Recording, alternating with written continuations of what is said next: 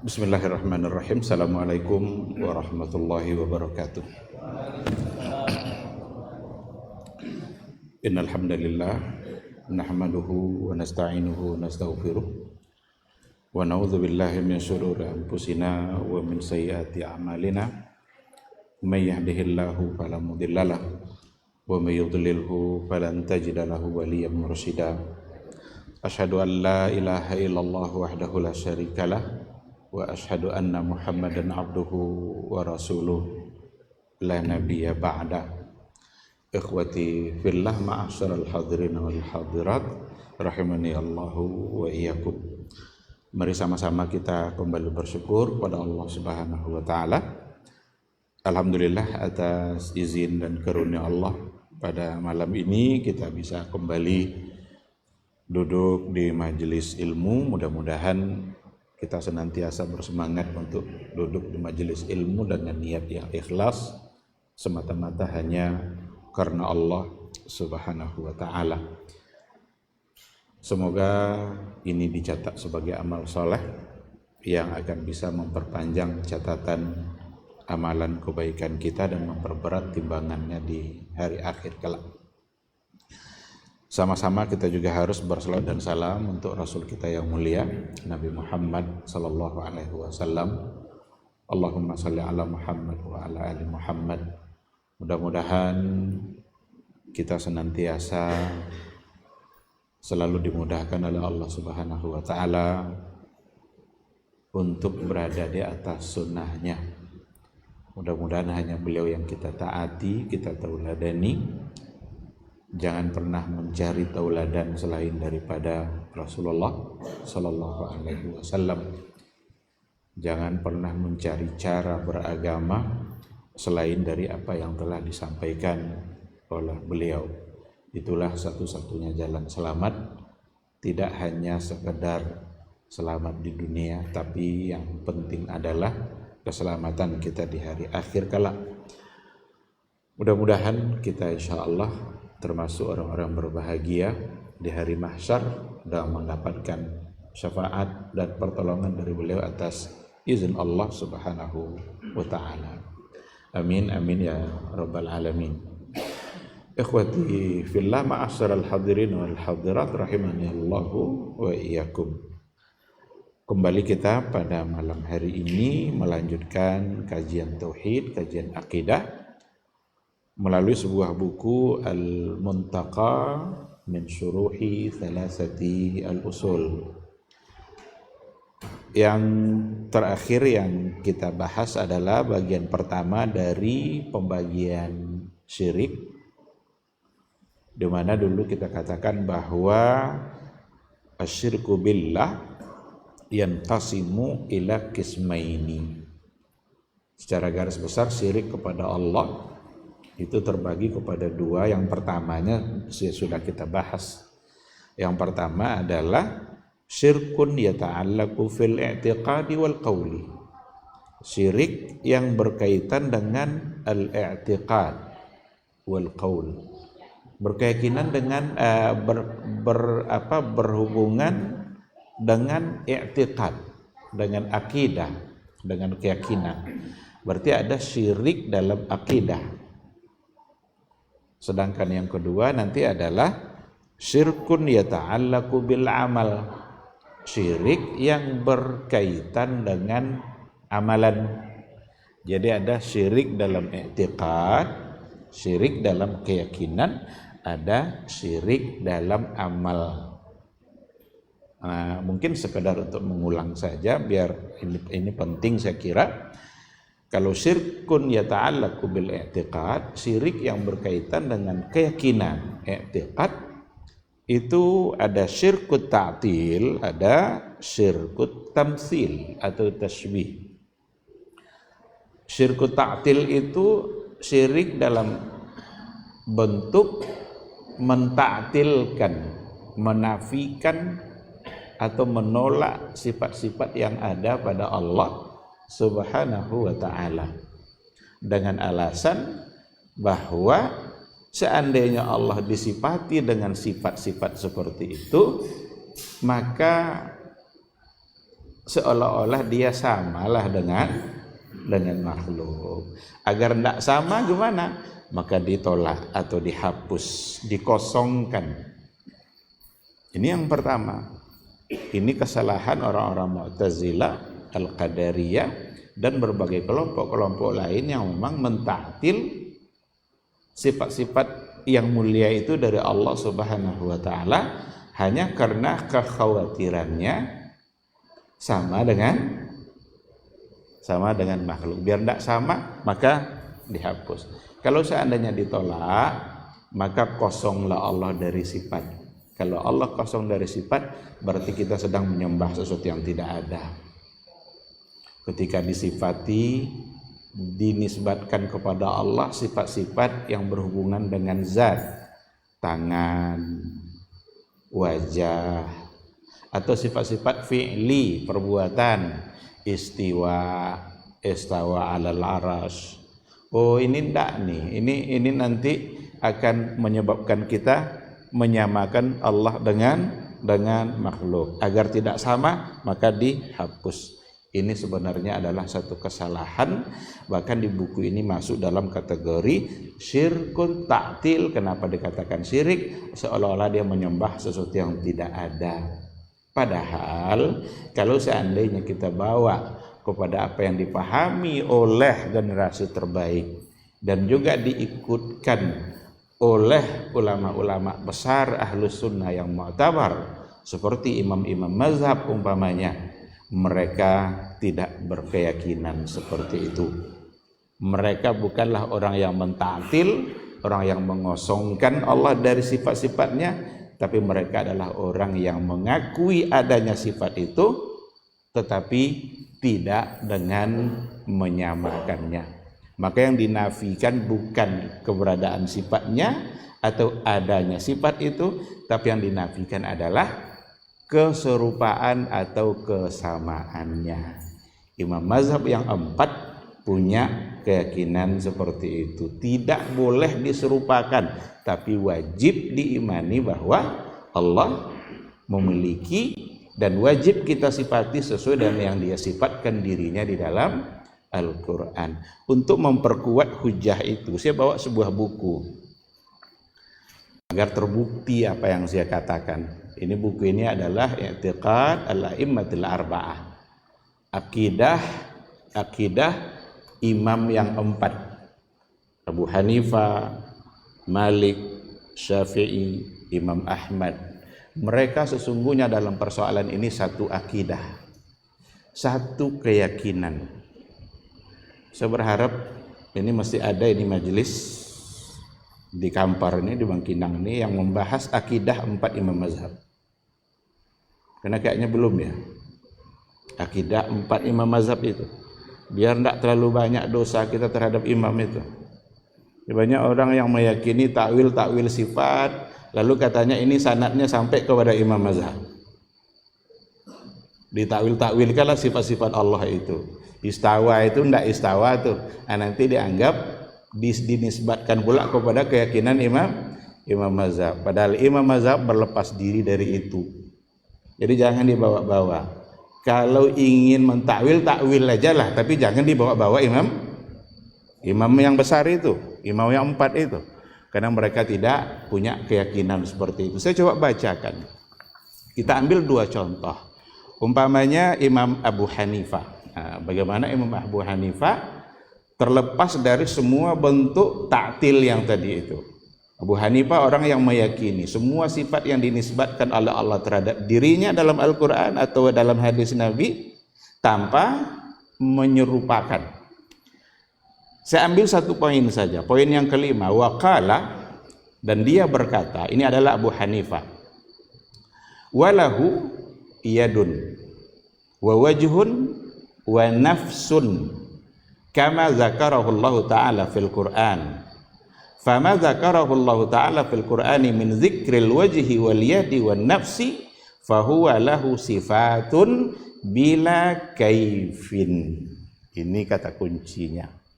Apa kata Abu Hanifah? Dia berkata, walahu yadun, bagi Allah itu atau Allah itu punya yadun, tangan. wa wajhun wajah, wa nafsun diri atau zat. Allah punya, betul, Allah punya tangan, Allah punya wajah, Allah punya zat, diri. Kama dzakarahu Allah Ta'ala fil Quran, sebagaimana Allah yang menyebutkannya di dalam Al-Quran. Apa yang telah disebutkan Allah dalam Al-Quran dengan menyebutkan al-wajhi wal yadi wal nafsi, dengan menyebutkan 3 contoh tadi itu, wajah, tangan, diri atau zat, fahuwa lahu sifat, maka hal itu bagi Allah itu adalah sifat-sifatnya, bila kaifin, tanpa kita diberitahu seperti apa, bagaimanakah tangannya, bagaimanakah wajahnya, seperti apakah, bila kaif, tanpa kaifin. Wala yuqalu, nah ini penolakan beliau terhadap al-qadariyah, al-mu'tazilah.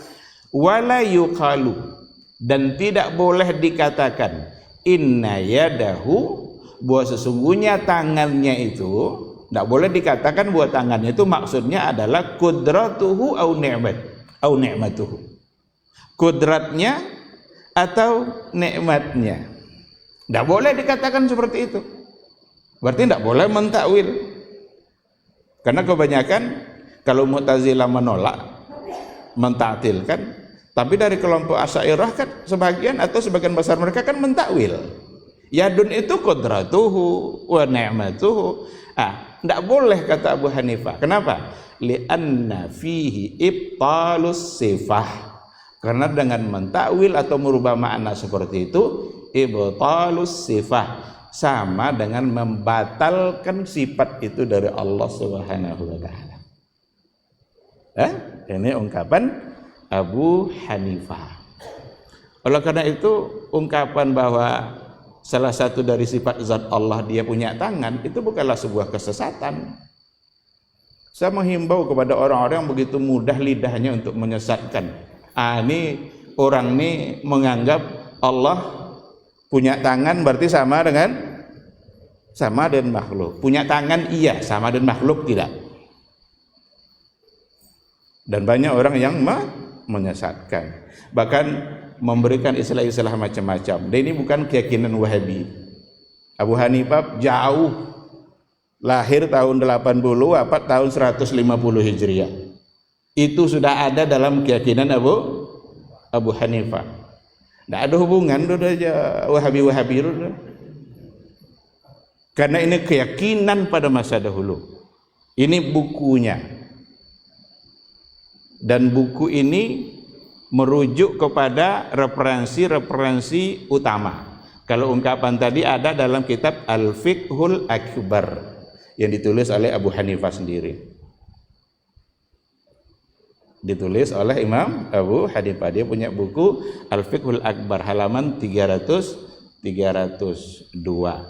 Maka katanya li'anna fihi ibtalus sifah, karena dengan merubah makna seperti tadi, di dalamnya ada ibtalus sifah, membatalkan sifat itu. Kalau sudah jadi kudrat, berarti tidak ada tangan lah.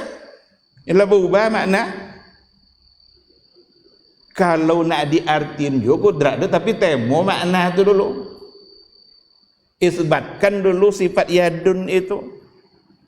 Karena kudrat itu sendiri, orang-orang kalau berkuasa, oh ini bertangan besi. Kan kata-kata majas tibur kan.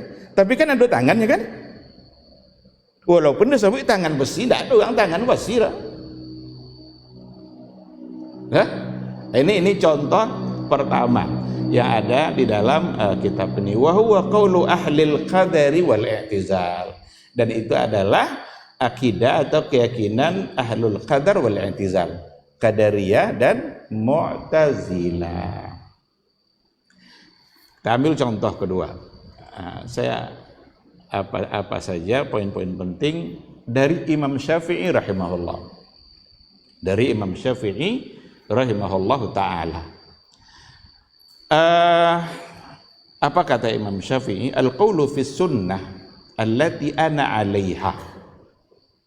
Al-qawlu fi sunnah, pandangan yang ada di dalam sunnah. Allati ana 'alaiha, yang saya yakini. yang saya pegang. Wa raaitu ashabana 'alaiha alal hadis, dan ahlul hadis, sahabat-sahabat kita, saya memandang mereka juga seperti itu, berpegang kepada apa yang ada dalam sunnah. Ra'aituhum, yang saya lihat mereka seperti itu. Wa akhadtu anhum, dan orang-orang yang saya ambil ilmunya dari mereka, seperti Sufyan Ats-Tsauri wa Malik, dan juga Imam Malik, wa ghairuhuma, dan orang yang selain dia berdua. Al-iqraru bi syahadati an la ilaha illallah wa anna Muhammadar Rasulullah wa anna Muhammadan Rasulullah. Orang-orang yang mengikrar, artinya mereka mengikrarkan syahadatain, asyhadu an la ilaha illallah wa anna Muhammadar Rasulullah wa anna Allah ta'ala, dan bahwa sesungguhnya Allah Subhanahu wa ta'ala ala arsyihi fi samaihi, ala arsyihi, dia berada di atas arasnya di langit sana. Imam Syafi'i, Pak, tidak ada satupun pentakwilan datang dari Imam Syafi'i bahwa istawa itu bukan istawa, tapi istaula umpamanya. Jadi kalau ada orang menyebut-nyebut, ditakwil-takwilkan, dia tidak temu istawa itu dinisbatkan dia kok nak sampai ke Imam Mazhab kan, ya itu sebuah kebohongan. Karena Imam Syafi'i sendiri tidak meyakini seperti itu. Justru yang diyakininya adalah annallaha ta'ala ala arsyihi fi samaihi, sesungguhnya Allah Subhanahu wa ta'ala di atas arasnya, berada di atas arasnya, fi samaihi, di langitnya sana. Langit punya Allah Ta'ala kan? Langit milik Allah Subhanahu wa ta'ala. Yaqrubu min khalqihi kaifa sya'a, dia dekat dengan hambanya atau mendekat dengan hambanya kaifa sya'a, bagaimana dia kehendaki. Wa anna Allah Ta'ala yanzilu ila sama'id dunya kaifa sya'a, dan sesungguhnya Allah Subhanahu wa ta'ala turun ke langit dunia sebagaimana yang ada pada hadis yang sahih, kaifa sya'a, bagaimana dia kehendaki, seperti apa yang diinginkan oleh Allah sesuai dengan kemuliaannya dan keagungannya. Karena ada hadis Nabi yang sudah sering kita ulang-ulang, Allah itu turun ke langit dunia di sepertiga malam terakhir dan menunggu-nunggu orang-orang yang berdoa, kalau minta ampun akan diampuni, kalau dia bertaubat diterima taubatnya, kan itu dalam hadis. Imam Syafi'i meyakini itu semua. Yanzilu, dia turun, ila sama'id dunya kaifa sya'a, terserah Allah bagaimana caranya, itu bukan urusan kita. Tapi banyak orang yang menolaknya. Menolak dalam artian tidak mungkin apa sebab? Sepertiga Indonesia kan tidak sama dengan sepertiga Amerika. Sepertiga malam Saudi beda sama sepertiga Australia. Dan bisa saja setiap waktu itu ada sepertiga malam di berbagai wilayah. Itu tuh Allah Ta'ala terus. Ekonya yang menolak tadi itu. Tapi sahabat dulu ketika disebutkan itu oleh Nabi kita yang mulia, bahwa sesungguhnya sifat Allah di antaranya yanzil, mereka sama sekali tidak mempertanyakan seperti apa. Justru yang ada adalah mereka memanfaatkan waktu semaksimal mungkin di sepertiga malam itu untuk berdoa. Tidak cai-cai pertanyaan-pertanyaan lain. Itu kalau Allah turun ke langit dunia tinggal aras. Orang yang bertanya seperti itu, dia sedang menyamakan Allah dengan dirinya yang duduk di satu tempat, lalu kalau turun tempat tadi kosong. Maka orang-orang bertanya itulah sebenarnya yang tasbih, yang melakukan penyerupaan itu.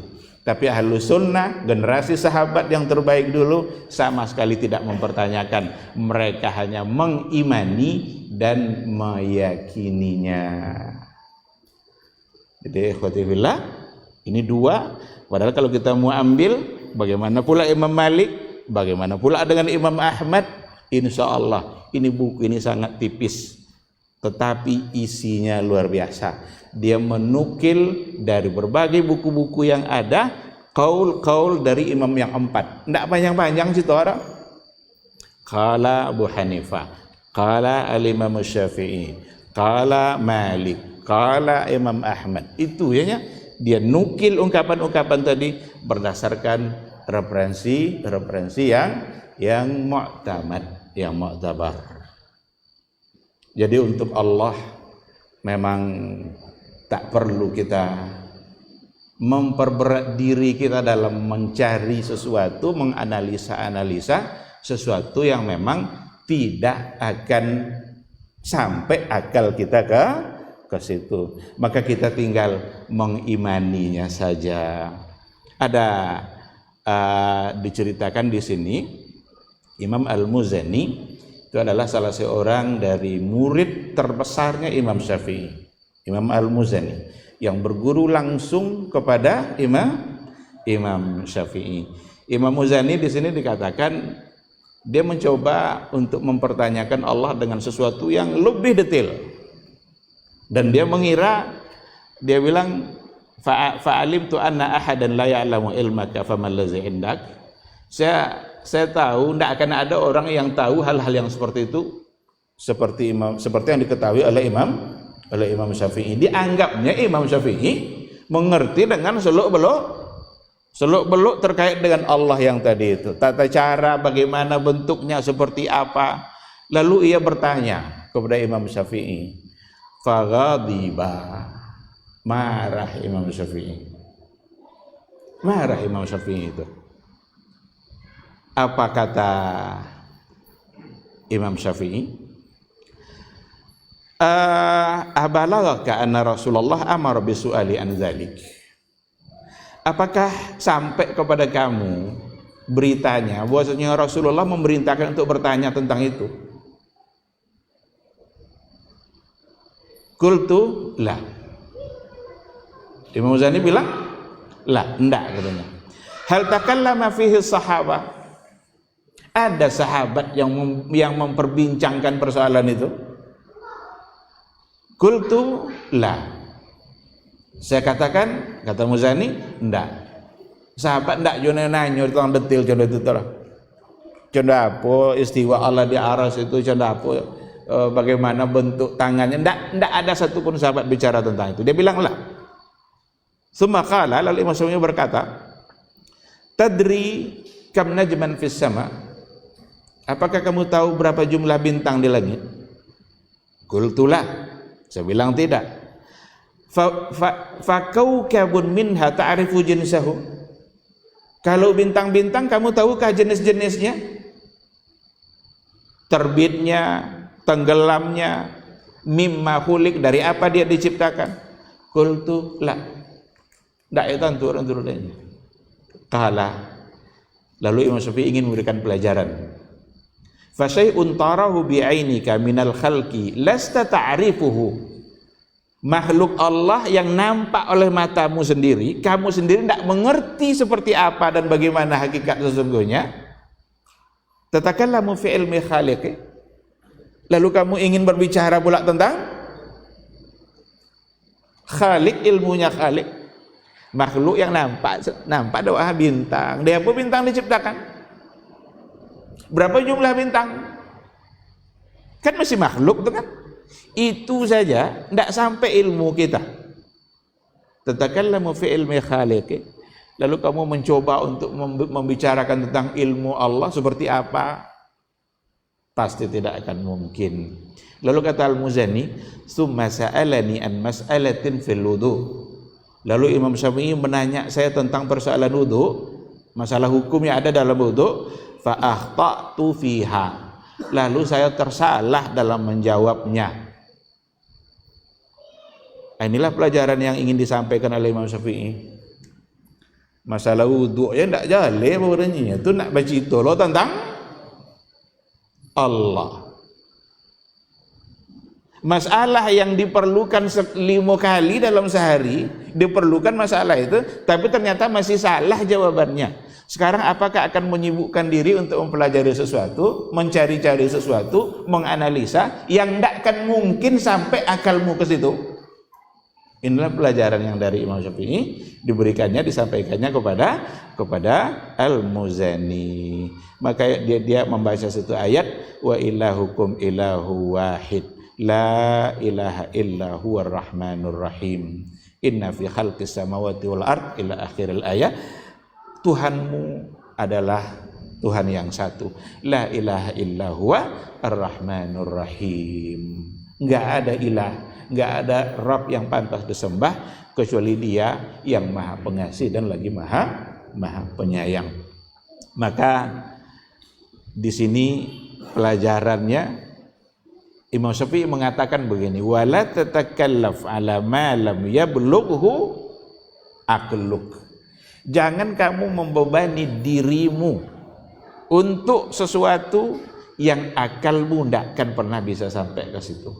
Nah, oleh karena itu dalam persoalan sifat-sifat Allah kita tidak dituntut untuk menganalisanya, tapi kita dituntut untuk mengimaninya sebagaimana Nabi dulu mengimani dan meyakininya. Ketika dikatakan Ar-Rahmanu 'alal 'arsy istawa, Allah bersemayam atau berada di atas aras, yakini, selesai. Kenapa kita sibuk mempertanyakan? Padahal tidak akan sampai akal kita, karena ini perkara gaib. Perkara gaib tidak mungkin kita jawab dengan akal kita. Hanya akan bisa kita jawab pakai nas yang datang dari as-sadiqul masduq. Sementara itu tidak ada. Sementara tidak datang penjelasannya dari Rasulullah sallallahu alaihi wasallam. Ketika Rasul kita mengatakan yanzilu rabbuna ila sama'id dunya, Rabb kita turun ke langit dunia di sepertiga malam, imani dan manfaatkan waktu itu, bukan untuk menanya-nanya. Dan jawabannya tidak akan pernah bisa didapat. Menanya-nanya untuk yang tadi itu, itulah kerja ahlul kalam.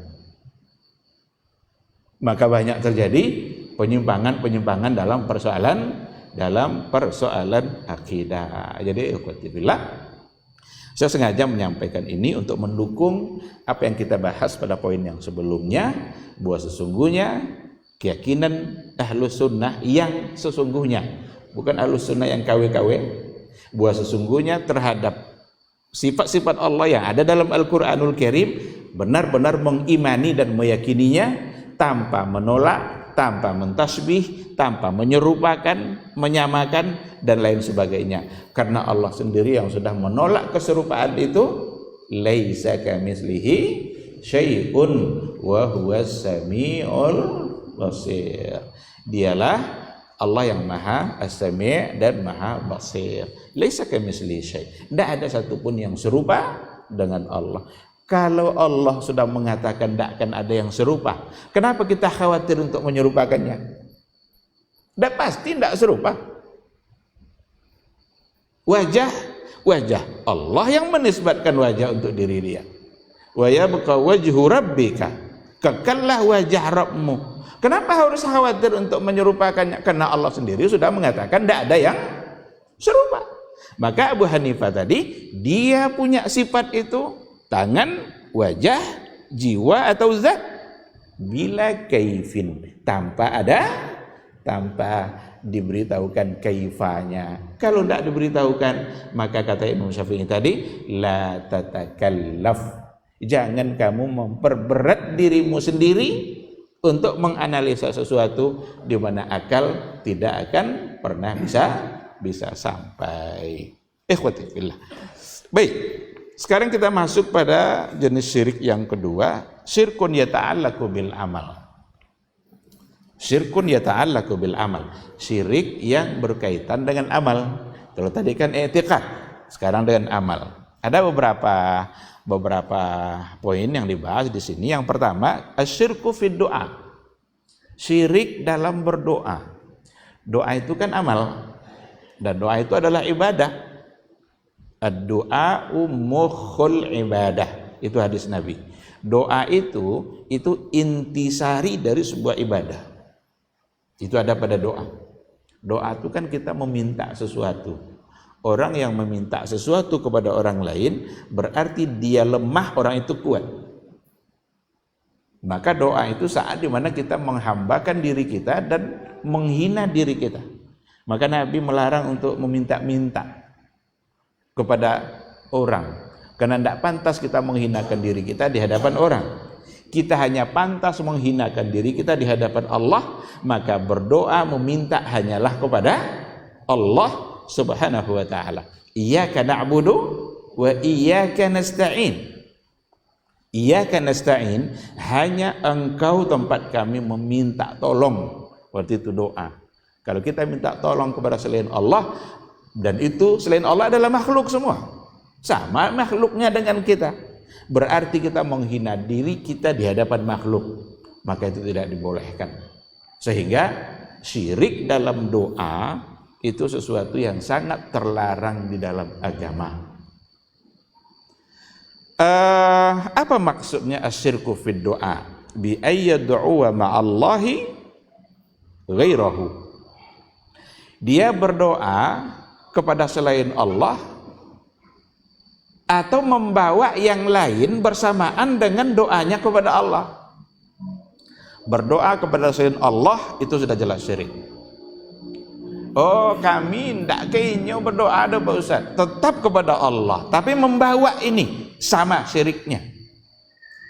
Karena wa annal masajida lillah fala tad'u ma'allahi ahada.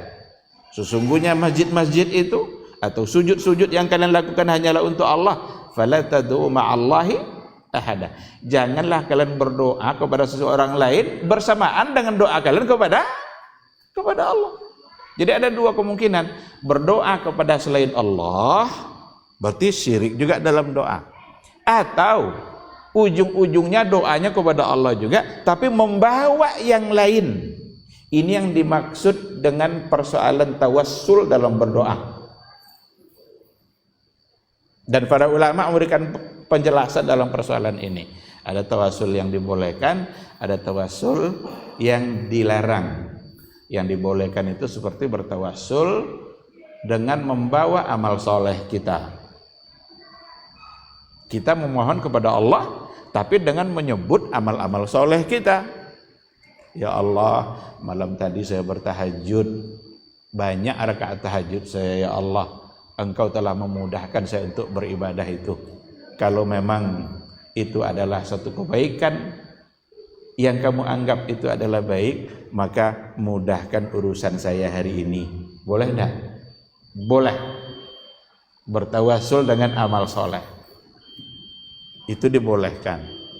Atau bertawassul dengan membawa-bawa nama-nama Allah. Kita sebut nama-nama Allah untuk kemudian kita meminta kepada Allah. Ya Razzaq, urzuqni. Wahai yang maha pemberi rezeki, beri saya rezeki. Ya Rahman, irhamni. Ya Tawwab, tub alayya. Wahai yang maha penerima taubat, terima taubat saya. Membawa Asmaul Husna itu bagian dari tawassul yang dibolehkan. Yang ketiga, bertawassul atau meminta didoakan oleh orang-orang soleh yang masih hidup. Orang yang masih hidup, boleh enggak kita minta dia mendoakan kita? Boleh. Kita mau pergi umroh ketemu kawan, alhamdulillah Allah mudahkan saya untuk umroh. Lalu kita bilang tolong doakan saya yang pergi umroh tadi. Kamu kan sudah sampai tuh ke tempat-tempat mustajab tuh, doakan saya ya, tolong doakan saya. Boleh? Boleh. Karena kita mengkhitab orang yang masih hidup dan dia mampu untuk melakukan doa itu. Bukan kita berdoa ke dia. Jangan salah paham. Kau dah lapai kau mau kamah, tolong kabulkan doa dia ini. Tak bisa. Kita hanya minta dia ikut mendoakan kita. Bukan dia tempat kita. Bukan dia tempat kita meminta. Meminta hanya kepada Allah. Maka jika orangnya masih hidup dan bisa kita khitab dia secara langsung, maka itu sesuatu yang dibolehkan. Kalau mati, kalau dia sudah wafat, dia tidak lagi bisa mendengarkan dan tidak bisa lagi mengabulkan permintaan kita. Tidak mendengarkan, kalaupun mendengar, tidak pula bisa mengabulkannya. Maka dalam ayat wa in tad'uhum, jika kamu berdoa kepada mereka, la yasma'u du'aakum, Mereka tidak lagi mendengarkan doa mereka. Walau sami'u mastajabu lakum. Kalaupun mereka bisa mendengar, mastajabu lakum, mereka tidak bisa mengabulkannya. Ini adalah salah satu ayat yang melarang untuk melakukan tawassul kepada orang-orang yang sudah wafat, meskipun Rasul sendiri. Karena tidak ada riwayat sahabat yang datang ke kubur Nabi lalu minta doa kepada Nabi. Tidak ada. Oke? Jadi yang pertama, asyirku fid doa, syirik dalam berdoa. Maka hati-hati, doa hanya kepada Allah dan hanya kepada Allah kita pantas untuk menghinakan diri kita. Mintalah sebanyak-banyaknya kepada Allah. Allah semakin banyak kita meminta kepadanya, semakin dia senang dengan hambanya. Wallahu a'lam. Kita jawab dulu suara azan. Insyaallah nanti kita sambung setelah itu.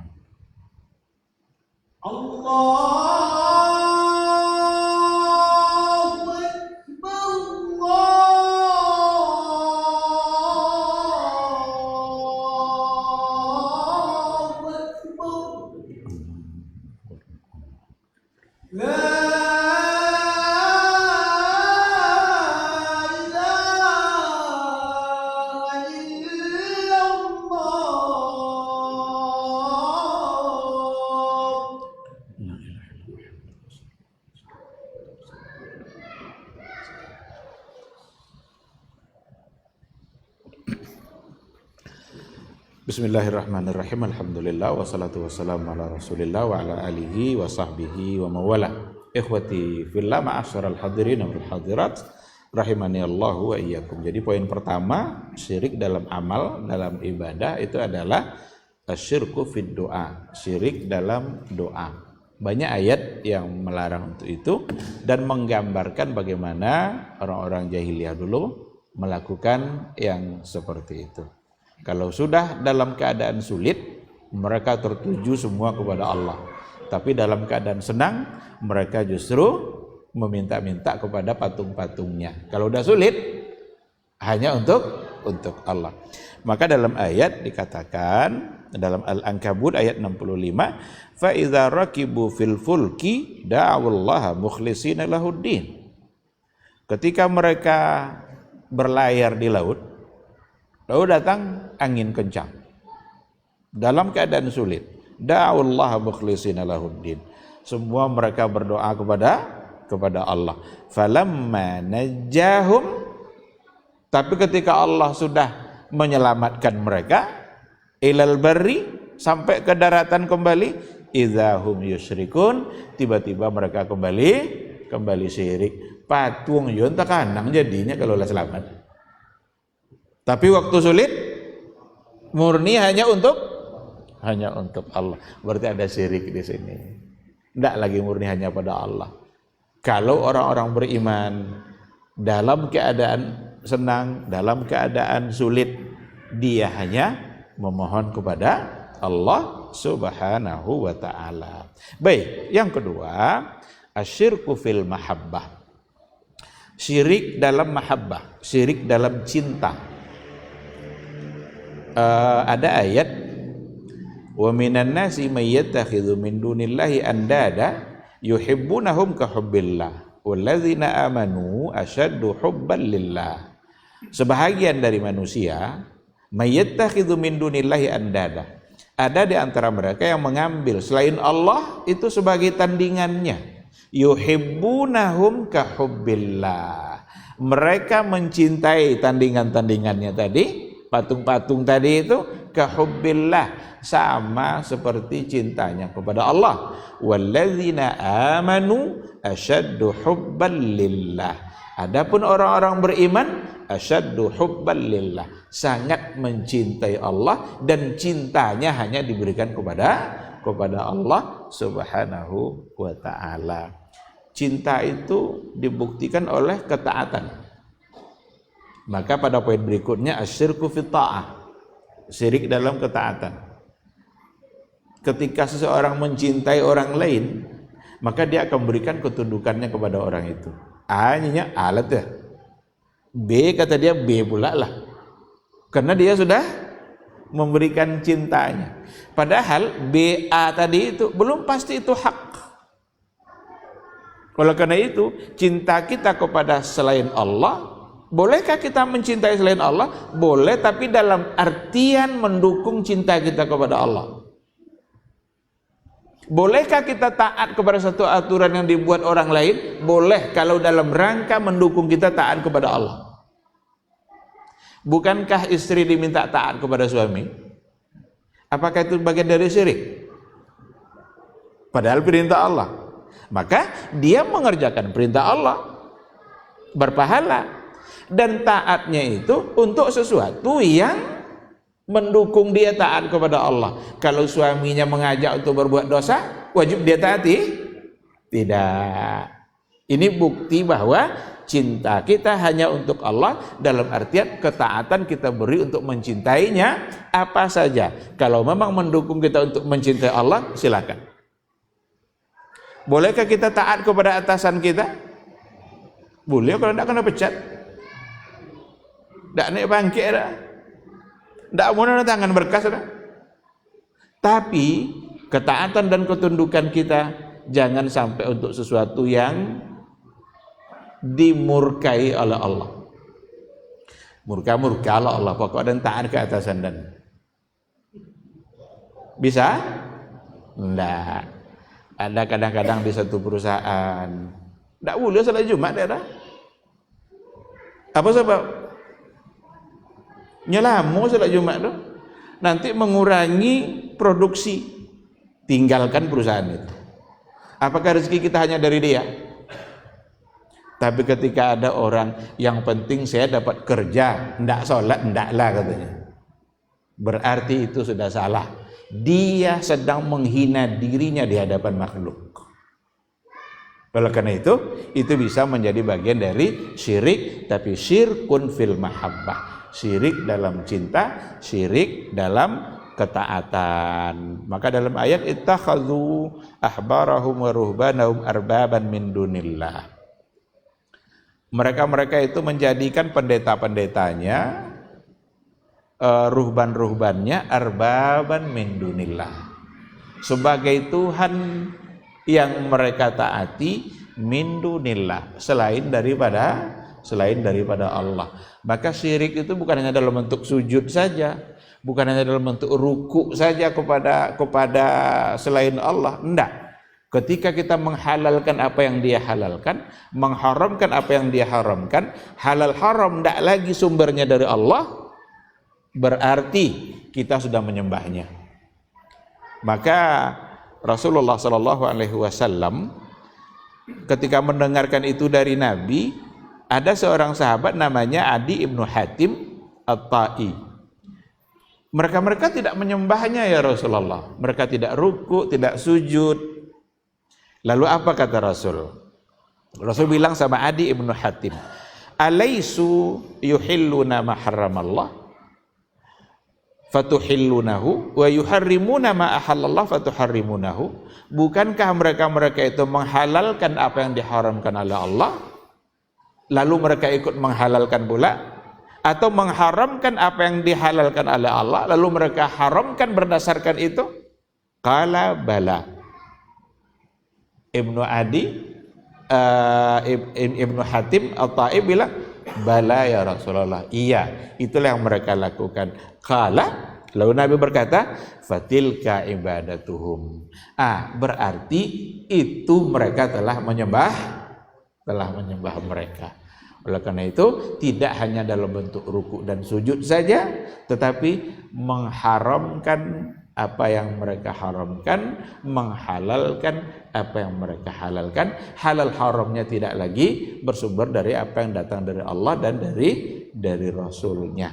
Berarti kalau itu yang dilakukan, maka dia sudah menyembah, dan itu sudah menjadi bagian dari kesyirikan.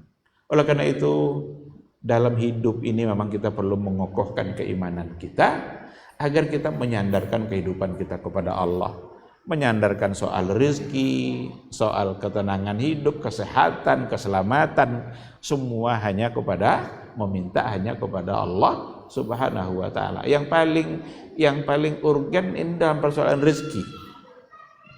Dalam persoalan rezeki, banyak orang yang kalah imannya asal bisa dapat makan. Datang ke satu perusahaan, dia datang pakai jilbab berapi. Kata perusahaan begini, kami siap menerima kamu karena kamu ahli di bidang ini dan gajinya besar, tapi di perusahaan kami tidak boleh pakai jilbab. Ada tidak yang siap melepaskan jilbabnya? Berarti ini sudah menjadi bagian dari kecintaannya kepada selain Allah. Lupa dia kalau soal rezeki. Siapa yang ngatur rezeki kita? Apakah kalau tidak diterima di situ lalu kemudian nanti dia tidak dapat makan, dia tidak dapat rezeki? Allah yang menentukan rezeki kita. Asal dekatlah sama Allah, itu dikasih apa yang kita mau. Bahkan kalau sudah dekat, belum kita minta, dia sudah beri. Cuma kadang-kadang kita ingin menjauh, tapi kita ingin banyak rezeki. Doanya Robbana Atina, terus tapi tidak menunjukkan ketaatan dan keturukannya kepada Allah. Dekat kepada yang memiliki rezeki itu, insya Allah belum kita minta dia sudah beri. Maka ada ayat, wa may yattaqillaha yaj'al lahu makhraja wa yarzuqhu min haitsu. Kalau kita bertakwa kepada Allah, dekat kita dengan Allah, hati kita bersih, selalu dekat dengan Allah, Allah berikan solusi untuk semua persoalan hidup. Wa yarzuqhu min haitsu la yahtasib, dan diberinya rezeki dari jalan yang tidak dia sangka-sangka, tidak diduga-duga. Yang tak disangka itu berarti tidak kan dapat sodokan, tapi tiba-tiba Allah beri. Kenapa bisa? Kalau terjadi dalam kehidupan nanti, kita dapatkan sesuatu yang tidak kita sangka, yakinlah itu karena kebaikan yang telah kita lakukan sebelumnya. Oleh karena itu jangan pernah ragu untuk berbuat baik. Jangan pernah ragu untuk dekat-dekat dengan Allah, karena Dia yang memiliki rezeki secara keseluruhan, Dia yang mengatur. Jangan justru siap mendurhakai Allah hanya demi untuk mendapatkan sesuap nasi. Nanti akan bisa kena oleh syirkun fil ta'ah, syirkun fil mahabbah. Pada bagian terakhir dikatakan syirkul irada wal qasd. Syirik dalam kehendak, syirik dalam maksud, atau syirik dalam niat. Maka persoalan niat sesuatu yang memang harus kita kerjakan untuk Allah. Kita beribadah hanya untuk Allah, bukan untuk keuntungan duniawi kita. Maka dalam ayat, man kana yuridul hayatad dunya wa zinataha nuwaffi ilaihim a'malahum fiha wa hum fiha la yubkhasun. Barang siapa yang memang menginginkan al-hayatad dunya wa zinataha, ingin dia kemegahan dunia, dia berbuat hanyalah untuk dunia, bukan untuk Allah. Nuwaffi ilaihim a'malahum, kami berikan, kami sempurnakan apa yang dia inginkan itu. Tapi dia sudah terjebak kepada kesalahan. Rasulullah pernah mengumpulkan semua istrinya. Nabi berikan pilihan, wahai istri-istriku, kalau kalian ingin dunia, saya berikan kalian dunia, tapi kita berpisah.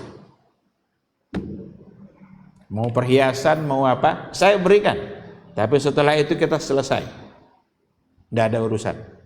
Tapi kalau kalian menginginkan akhirat, mengharapkan ridha Allah, ayo kita tetap hidup bersama-sama untuk mengejar ridha Allah, tapi dengan dunia yang seadanya. Ternyata istri-istrinya lebih memilih akhirat dan mengabaikan kemegahan dunia. Bahkan ada di antara mereka yang siap untuk nikah dengan Nabi. Pokoknya asal nikah aja Nabi larunya, agar di akhirat nanti masuk dalam kelompok ummahatul mukminin. Jadi mereka benar-benar memberikan keikhlasannya kepada Allah, hanya untuk Allah, bukan untuk keuntungan dunia. Itu tidak boleh awak encik dunia dia. Boleh, tapi dalam rangka untuk mendukung keikhlasan kita kepada Allah Subhanahu wa taala. Kejarlah, raihlah, bekerjalah, berusahalah, tapi semua itu dalam rangka meningkatkan ketaatan kita kepada Allah Subhanahu wa taala. Kok banyak piti bisa pergi umroh. Kok tidak ada piti mana bisa pergi umroh? Kecuali kalau ada ketentuan Allah yang berlaku pada dia. Itu urusan Allah. Banyak orang musyrikin bisa pergi umrah karena Allah yang sudah menentukan. Mungkin karena ketaatannya juga kepada Allah. Ada pemulung mengumpulkan sampah, ada orang kaya yang kasihan nengoknya. Karena nampak pemulung itu oleh orang kaya tadi itu 5 waktu pergi ke masjid. Kerjanya hanya mungut-mungut sampah. Allah gerakkan hati orang kaya tadi. Ini orang ini baik. Walaupun kerja seperti itu, tapi tidak pernah lupa 5 waktu untuk ke masjid. Akhirnya diumrohkannya. Bisa enggak? Bisa. Jadi itu bisa terjadi karena ketaatannya juga. Jadi hubungannya, pangkal semuanya itu dari ketaatan kita kepada Allah. Maka tidak boleh kita campur-campur niat kita. Murnikan khusus untuk Allah, segalanya kita kaitkan dengan Allah. Olahraga agar sehat dan bisa beribadah. Makan itu kan urusan dunia. Niatkan agar kuat dan bisa mengerjakan perintah Allah. Gitulah cara mengisi dunia kita itu. Kita kejar dunia, tapi kita selalu membawa niat atas nama Allah. Dengan cara itu kita bisa mendapatkan pahala. Maka ada kaidah dirumuskan oleh para ulama, la sawaba illa binniyah. La sawaba illa binniyah. Tidak ada pahala kalau tidak diikutkan niat. Itu kaidah fikih itu. Cabang dari al-umuru bi maqasidiha. Sekarang, seorang suami dia berkewajiban untuk memberi nafkah pada istrinya. Bekerjalah dia, dapat rezeki, berikan nafkah. Niatkan itu untuk Allah agar bekerjanya menjadi pahala. Tapi kalau tidak dia niatkan, ya dia hanya sekedar melepaskan tanggung jawab saja sebagai seorang suami. Tapi kalau dia bawa niatnya, maka dia akan mendapatkan pahala. Ini sudah sering juga kita sampaikan ini. Ada hal-hal yang sangat sederhana dalam kehidupan kita, tapi dengan cara itu kita bisa menumpuk pahala dan kebaikan. Bahkan pakai sandal saja bisa jadi pahala. Kalau kita niatkan, mulai dulu dari kaki kanan, baru kaki kiri, niatkan karena Nabi kita seperti itu. Dapat pahala. Tapi kalau kita pakai sandal, tidak ada niat seperti itu. Nak kiri-kiri lah, nak kanan-kanan lah, pokok mana nendokek. Berarti tidak ada pahalanya. Nah, oleh karena itu, la sawaba illa binniyah. Tidak ada pahalanya kecuali diikutkan dengan niat. Wallahu subhanahu wa ta'ala alam. Setelahnya ada pembahasan yang saya kira sangat penting. Beberapa poin disampaikan di sini.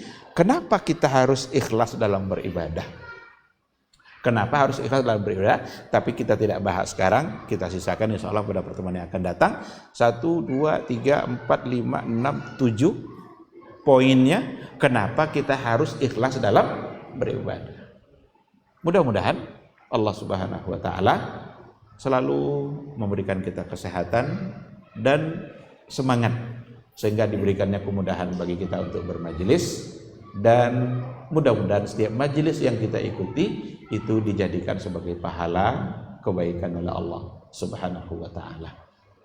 Ada pertanyaan?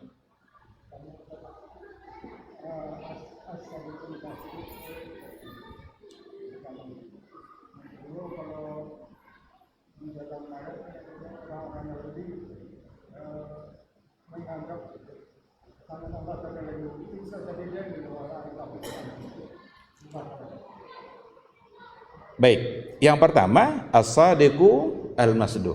As-sadiq itu yang benar, yang jujur. Al-masduq yang dijujurkan.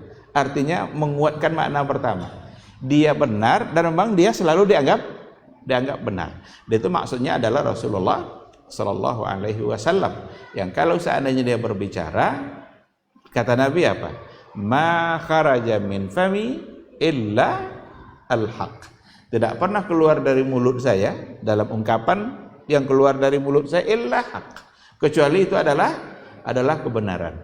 Maka Nabi kita sadiq masduq. Dia benar dan dia mau selalu dibenarkan. Tidak ada dan tidak pernah dia berbohong. Itulah kesaksian dulu orang-orang jahiliyah. Abu Lahab tuh yakin dia Nabi itu benar.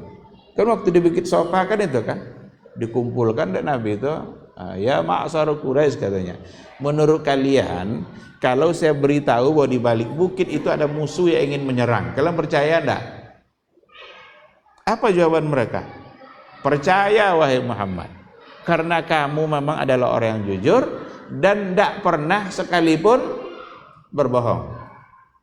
Jadi kalau sahabat Nabi di balik bukit itu ada musuh mau menyerang kalian, ayakin nuha, langsung yakin, karena dia sadiq masduq. Kata Rasul, kalau begitu saya ingin beritahukan bahwa kalian sekarang sedang berada di hadapan azab Allah yang besar. Langsung tidak bisa jauh. Untuk cara selamatnya, terima syariat akidah yang saya bawa. Langsung berubah. Ndaklah jadi sadiknya Nabi itu. Tadi kan katanya tidak pernah berbohong kan? Seharusnya kan terima nih. Tapi karena Nabi menyampaikan sesuatu di mana itu bertentangan dengan kebiasaan-kebiasaan jahiliyahnya, bertentangan dengan keyakinan-keyakinan lamanya, langsung mereka tolak. Nah, jadi itu maksudnya. Yang kedua, dalam ayat orang-orang Yahudi mengatakan yadullahi maghlulah, tangan Allah terbelenggu. Di satu sisi sebenarnya orang Yahudi berarti percaya Allah punya. Di satu sisi berarti orang Yahudi percaya enggak? Percaya kan? Cuma dia mengira bahwa tangan Allah terbelenggu. Situ salahnya. Karena tangan Allah tidak benar terbelenggu, bahkan terbuka setiap saat. Allah membuka tangannya di siang hari untuk menerima taubat kesalahan orang-orang berdosa di malam hari. Dan Allah membuka pula pintu taubatnya di malam hari untuk orang-orang berbuat dosa di siang hari. Maka itu keyakinan Yahudi yang salah, tuduhan-tuduhan kepada Allah, dan bukan itu yang tepat, pasti bukan. Karena Al-Quran datang untuk membantah. Tapi satu hal yang menarik di situ, orang Yahudi sebenarnya percaya kalau Allah punya tangan. Wallahu subhanahu wa ta'ala alam.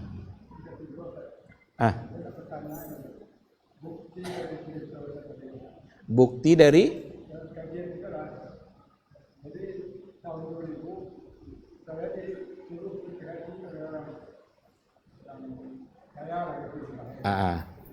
Oh, berarti pernah terjadi. Alhamdulillah. Itu berarti karena kebaikan yang sebelumnya. Bersyukurlah kepada Allah, perbanyak kebaikan, dan bersiaplah untuk menerima hal-hal yang tak diduga setelah itu. Walaupun kita memang jangan kadang buat kau mudah-mudahan ada halal.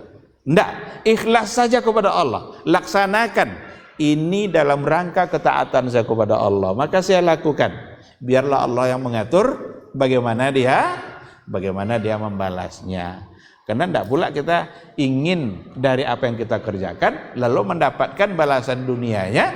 Jangan-jangan kalau tidak dapat nanti kita malah berhenti berbuat baik. Maka wala tamnun tastakthir. Jangan kalau menjadi pemurah dengan harapan nanti bisa dapat banyak. Nah, berilah terus, jadi pemurahlah. Setelah itu serahkan urusannya kepada Allah Subhanahu wa ta'ala. Berarti itu bukti nyata yang terjadi dalam kehidupan. Alhamdulillah. Baik, cukup. Saya kira kalau tidak ada lagi, kita cukupkan sampai di sini. Sekali lagi kita berharap mudah-mudahan majelis ini majelis yang diberkahi oleh Allah, kita bisa mendapatkan ridhanya, dan mudah-mudahan ridha Allah membuat kita mudah untuk memasuki surganya. Amin amin ya rabbal alamin. Subhanakallahumma bihamdika asyhadu an la ilaha illa anta astaghfiruka wa atubu ilaik. Wassalamualaikum warahmatullahi wabarakatuh.